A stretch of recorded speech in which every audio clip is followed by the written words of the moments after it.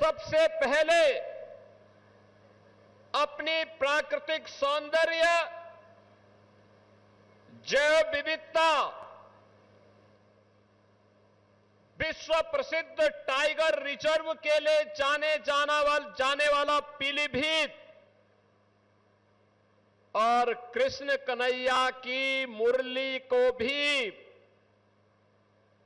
अपने हुनर से एक नई पहचान दिलाने वाली इस पावन धरा को कोटि कोटि नमन करते हुए आप सभी का मैं हृदय से अभिनंदन करता हूं। मैं आज बधाई देता हूं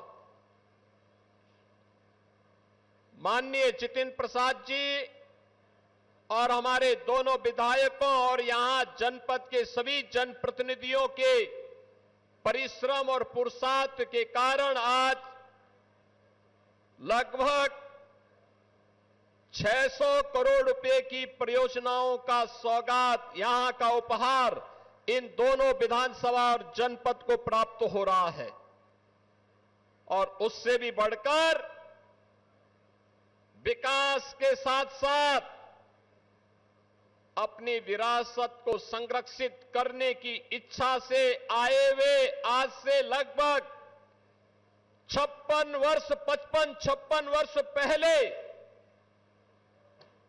बांग्लादेश से निकाले हुए प्रताड़ित हिंदू, बौद्ध, जैन और सिख को प्रधानमंत्री मोदी जी के विजन के अनुरूप जनपद पीलीभीत में उनको पुनर्वासित करने और नागरिकता प्रदान करने के लिए मैं जिन लोगों को यह सुविधा प्राप्त हो रही है उन सभी को भी मैं हृदय से बधाई देता हूं, अपनी शुभकामनाएं देता हूं। बहनों और भाइयों, इन लोगों के लिए पुनर्जीवन है। अब ये सर्टिफिकेट प्राप्त होने के बाद कोई ताकत इनको निकाल नहीं सकती है, इनको अब पराया नहीं कह सकती है।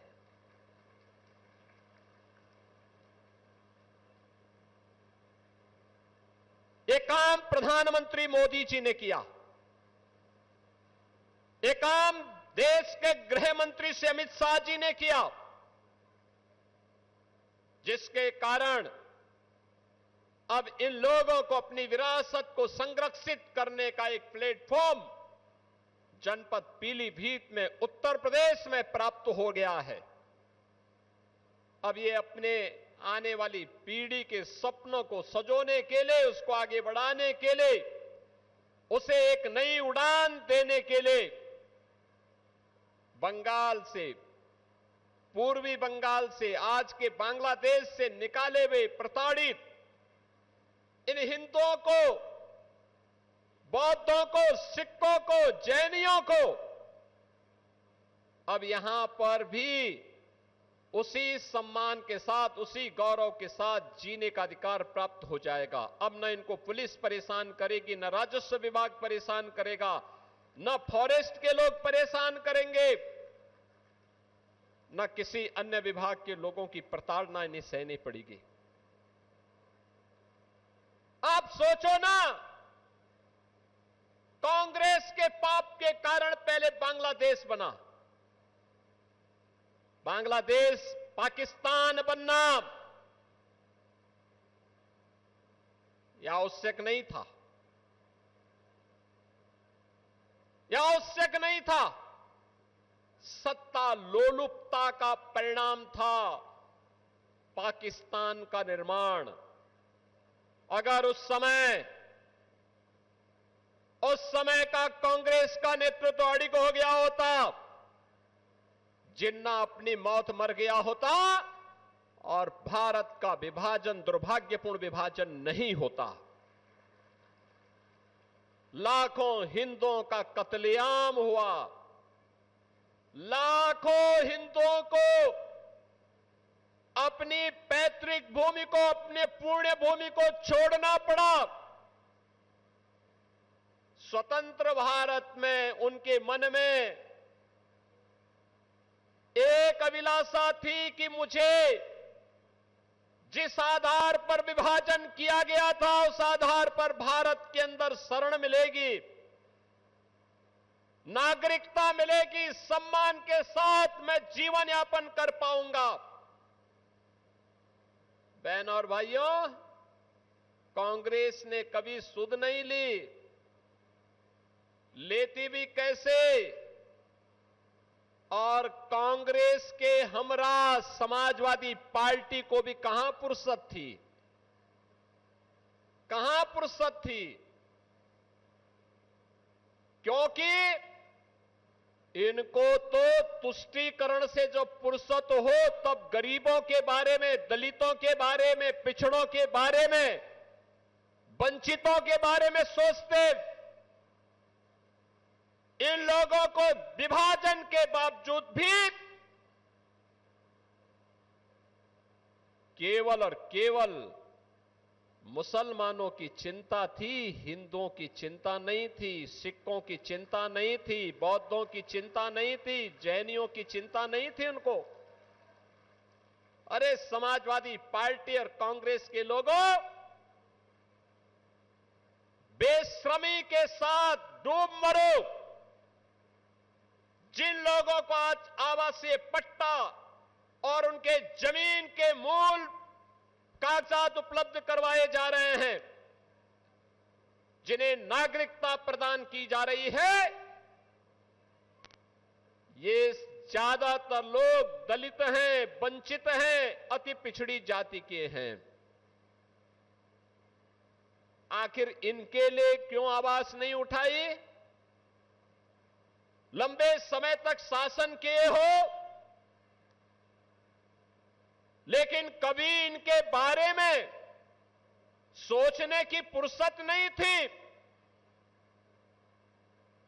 इन गरीबों के बारे में, इनको पहचान दिलाने के बारे में,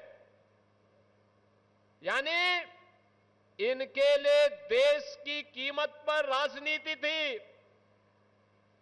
हिंदू, सिख, बौद्ध और जैनियों के कत्लेआम की कीमत पर सत्ता चाहिए थी इनको। और आज डबल इंजन की सरकार आई, आदरणीय प्रधानमंत्री मोदी जी के नेतृत्व में जब सिटीजनशिप अमेंडमेंट एक्ट आया, लंबे समय के बाद किसी सरकार ने सोचा कि विस्थापित हिंदुओं, बौद्धों, जैनियों, सिखों को भी भारत की नागरिकता मिलनी चाहिए। जो पाकिस्तान से, बांग्लादेश से, अफगानिस्तान से विस्थापित हैं। आप याद करिए, दिल्ली और देश के विभिन्न राज्यों में लंबे समय तक कांग्रेस ने, समाजवादी पार्टी के लोगों ने आंदोलन किया था। आज जो ये सर्टिफिकेट वितरित हो रहे हैं, इसी के खिलाफ ये लोग आंदोलन कर रहे थे कि नहीं मिलना चाहिए। यानी इनका तो सबसे पहला उद्देश्य ही क्या है कि देश के संसाधन पर विभाजन के बावजूद पहला अधिकार मुसलमान का होना चाहिए, बाकी किसी का अधिकार नहीं होना चाहिए। यही तो इनकी कुत्सित चेष्टा थी, यही इनकी तुष्टीकरण की नीति थी, यही पाप ये जिंदगी भर करते रहे और उस पाप का खामियाजा हिंदू भुगतता रहा। बहन और भाइयों, आज आप सबको, मैं इन सभी बंगाली परिवारों को, 2,500 परिवार हैं, 2,500 परिवार का मतलब 15,000 लोग सीधे सीधे आज इस स्कीम का लाभ ले पा रहे हैं। मैं इसके लिए आदरणीय प्रधानमंत्री जी और गृह मंत्री जी के प्रति आभार व्यक्त करता हूं। मैं इसके लिए केंद्रीय मंत्री श्री जितिन प्रसाद जी को, हमारे जो चारों विधायक हैं, यहां पर मंत्री श्री संजय सिंह गंगवार, विधायक बरखेड़ा स्वामी प्रवक्तानंद जी, विधायक बीसलपुर श्री विवेक वर्मा जी और विधायक पूरणपुर श्री बाबूराम पासवान जी को भी मैं हृदय से धन्यवाद देता हूं, जिन्होंने पैरवी करके इन बंगाली परिवारों को आज उनका अधिकार उपलब्ध करवाया है, उनका अधिकार दिलाया है। हमारा प्रयास है, प्रदेश के अंदर ऐसे 55,000 परिवार रह रहे थे। पिछले दिनों मैंने बाराबंकी में जाकर के उन्हें नागरिकता दी, उनको जमीनें, पट्टे उपलब्ध करवाए। उसके बाद मैं बिजनौर में गया, वहां पर भी लगभग काफी बड़ी संख्या में हम लोगों ने 3500 परिवारों को अधिकार दिया। आज पीलीभीत में हम लोग इसके प्रथम चरण के कार्य को संपन्न करने जा रहे हैं। अन्य कार्यक्रम भी हमारे अनवरत चल रहे हैं, अभी यह कार्य पूरा नहीं हुआ है। कुछ मामलों में हमें वन विभाग से और भारत सरकार से स्वीकृति का इंतजार है। जैसे ही मिलेगा, अन्य परिवारों को भी उनका अधिकार उपलब्ध करवाएंगे, उनका अधिकार उपलब्ध करवाएंगे। अभी रामपुर के अंदर भी काफी बड़ी संख्या में इस कार्रवाई को संपन्न करना है। बहनों और भाइयों, हमने टालने की आदत नहीं की। हमने इन गरीबों की पीड़ा के साथ अपनी संवेदना को जोड़ा। ये संवेदना समाजवादी पार्टी भी जोड़ सकती थी। 4-4 बार प्रदेश में शासन करने का अवसर मिला था, लेकिन ये तब सुनते जब बबुआ को समय पे जगने की आदत हो। 12 बजे सो करके उठेंगे, 2 बजे तक तैयार होंगे, फिर 5 बजे जिम चले जाएंगे, तो गरीब की पीड़ा को सुनने की आदत कहां? उनके लिए विकास तो केवल सिपाही का विकास है। पीलीभीत उनके एजेंडे में नहीं था, पीलीभीत उनके एजेंडे में नहीं था। पीलीभीत एजेंडे में होता, 4 बार सरकार होने पर पीलीभीत में मेडिकल कॉलेज बन गया होता। पीलीभीत की बांसुरी को पहचान मिल गई होती। पीलीभीत और लखीमपुर खीरी को जोड़ने वाला पुल का निर्माण हो गया होता। यहां के टाइगर रिजर्व को वैश्विक मान्यता भी मिल गई होती। इन गरीबों को उनके जमीन का अधिकार और नागरिकता का प्रमाण पत्र तब भी मिल गया होता। फुर्सत नहीं थी, फुर्सत नहीं थी, क्योंकि इनके लिए तो फुर्सत अपने परिवार के अलावा दुनिया के लिए इनके पास कोई फुर्सत है ही नहीं। परिवार तक सीमित रहने वाले लोग समाज का कल्याण नहीं कर सकते, देश का कल्याण नहीं कर सकते। और इसीलिए तो उत्तर प्रदेश की जनता जनार्दन ने इनकी साइकिल को पंचर करके इस लायक बना दिया कि वो चलने ही न पाए। क्योंकि वो साइकिल चलेगी तो दंगा करवाएगी, उपद्रव करवाएगी, कर्फ्यू लगाएगी, गुंडागिर्दी करेगी, बेटी की सुरक्षा में सेंध लगाएगी, व्यापारी के साथ लूटपाट करेगी, गुंडागिर्दी के माध्यम से समाज में सज्जन लोगों का जीना आराम कर देगी। गरीबों की जमीनों पर कब्जा करना, सार्वजनिक जमीनों पर कब्जा करना, जहां आज गौशालाएं बन रही हैं, ये जमीनें पहले 2017 के पहले किसी सपाई ने कब्जा की होंगी जरूर। और जब सरकार आई और हम लोगों ने पहले दिन एक घोषणा की थी कि अगर जमीन कब्जा किए हो तो खाली कर दो, नहीं तो अगले 48 घंटे के बाद जब कार्रवाई शुरू होगी तो 7 पीढ़ियों का भुक्तभोगी होना पड़ेगा। तो बहुत सारे लोगों ने उसी समय सरेंडर कर दिया था कि नहीं साहब, आप जमीन ले लीजिए, बकस दो। आप देखते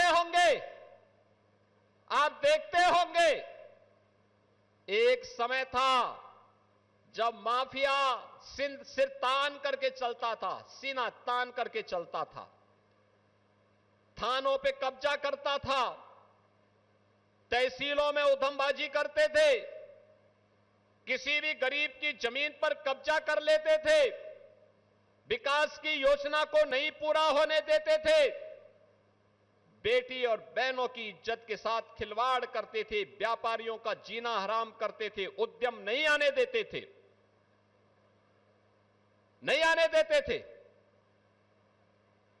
और अगर कहीं जब दंगे होते थे तो दंगाइयों को मुख्यमंत्री सरकारी जहाज से बुला करके अपने आवास में सम्मान करते थे।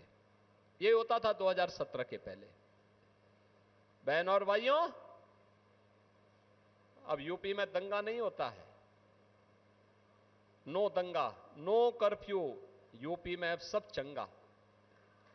यूपी में नो कर्फ्यू, नो दंगा, अब यूपी में सब चंगा। अब यूपी में कोई दंगा नहीं, माफिया मुक्त, उपद्रव मुक्त, कर्फ्यू मुक्त।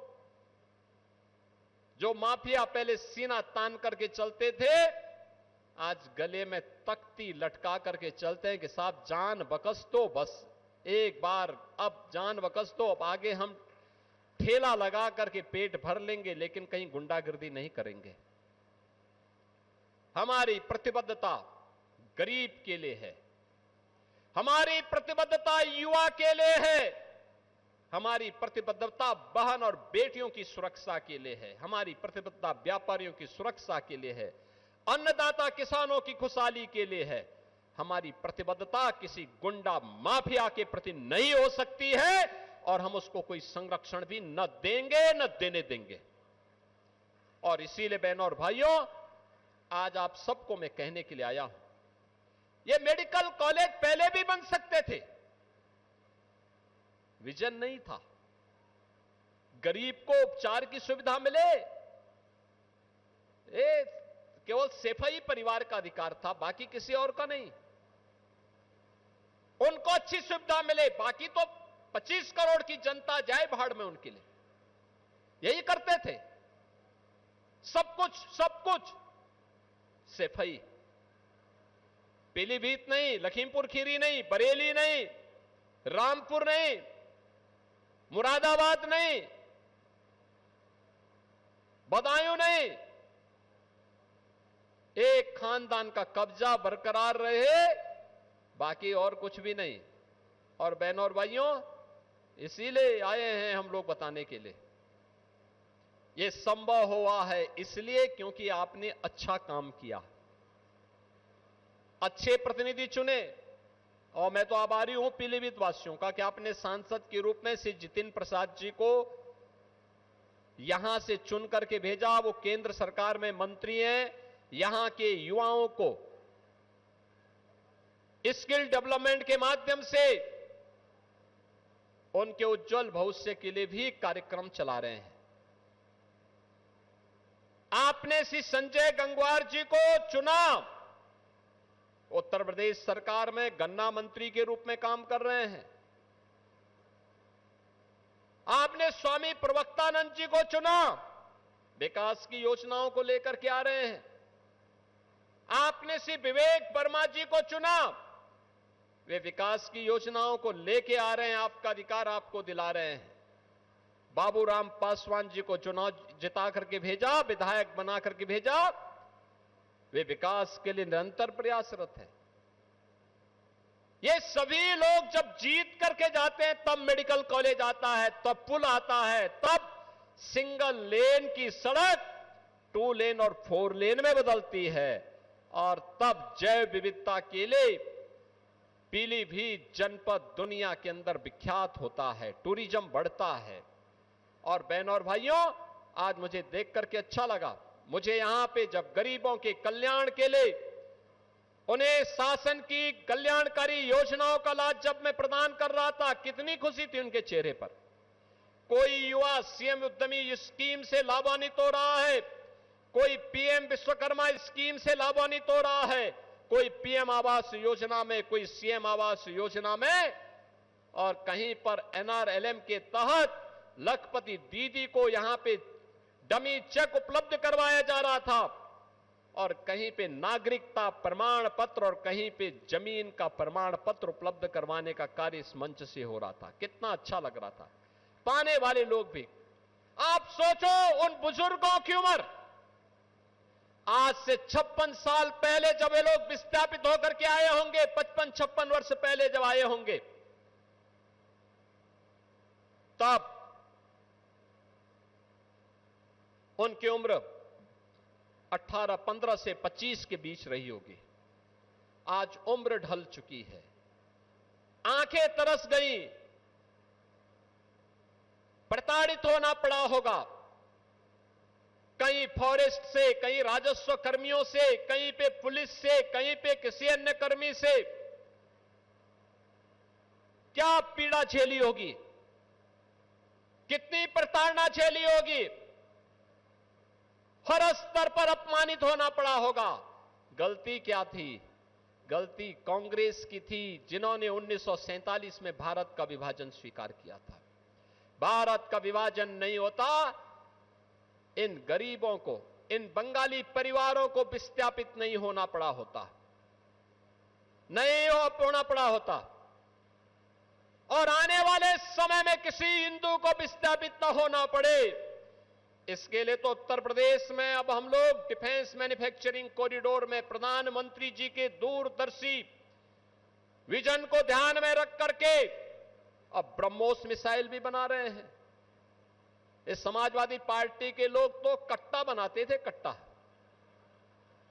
और बम बनाते थे व्यापारियों को लूटने के लिए, गरीबों को लूटने के लिए, और हम बना रहे हैं ब्रह्मोस मिसाइल।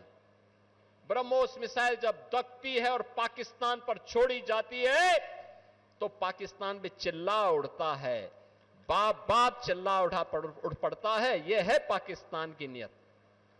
और बहनों और भाइयों, उसी लड़ाई को लड़ने के लिए आज डिफेंस मैन्युफैक्चरिंग कॉरिडोर का एक हब बन रहा है यूपी।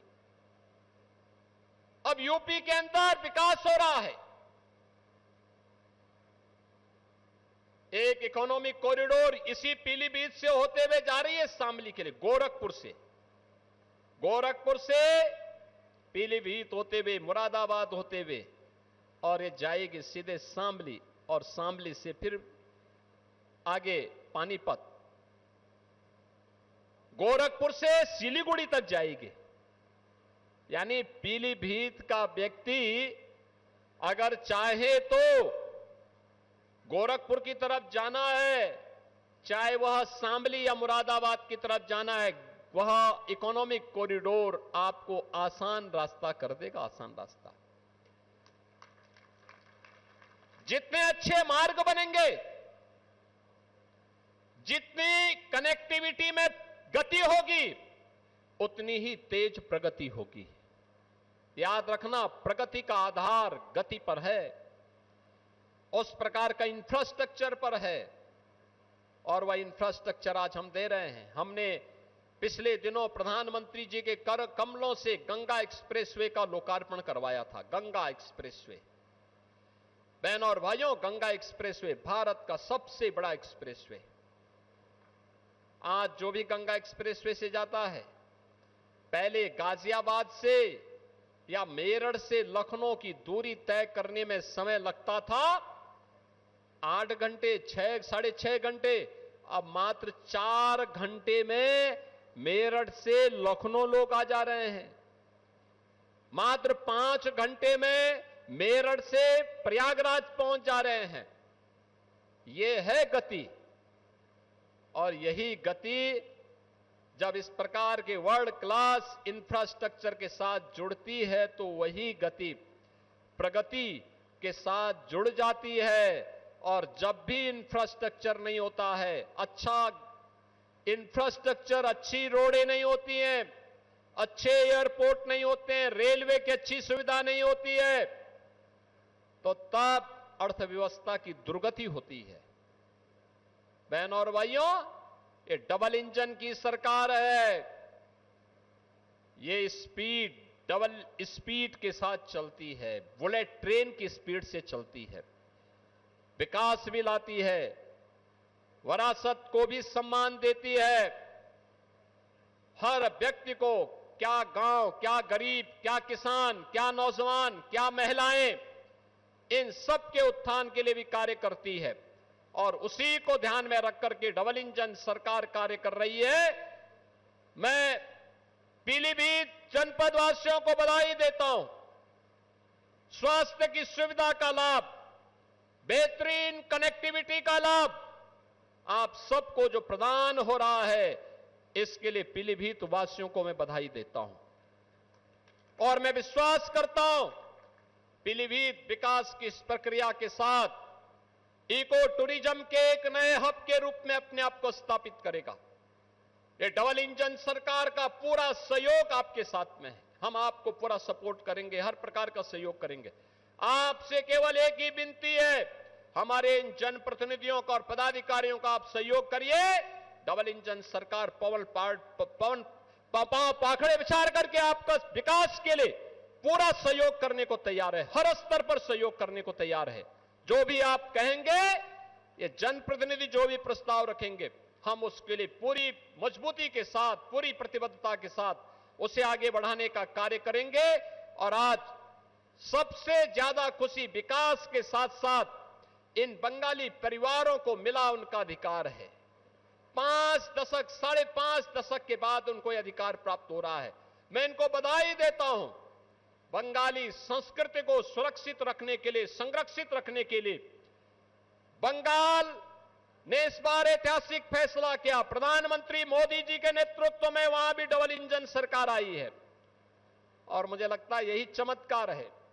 बंगाल में डबल इंजन का कमल खिला और पीलीभीत में 5 दशक से इंतजार कर रहे बंगाली परिवारों को भी उनका जमीन का अधिकार और उनकी नागरिकता प्रमाण पत्र प्रारंभ हो गया है। इस सब के लिए आपको बधाई, मंगलमय शुभकामनाएं और विश्वास करता हूं कि आप इस संस्कृति को अक्षुण्य बनाए रखने के लिए कार्य करेंगे। आप सभी के प्रति, पूरे पीलीभीत वासियों के प्रति मेरी मंगलमय शुभकामनाएं हैं। धन्यवाद। जय हिंद। आपके मोबाइल पर तुरंत आएगी ब्रेकिंग न्यूज। स्क्रीन पर सबसे पहले दिखेगी बड़ी खबर। देश दुनिया की हर खबर एक जगह। अब आपके मोबाइल पर तुरंत फटाफट इंस्टॉल कीजिए न्यूज नेशन ऐप और रखिए खुद को अपडेट।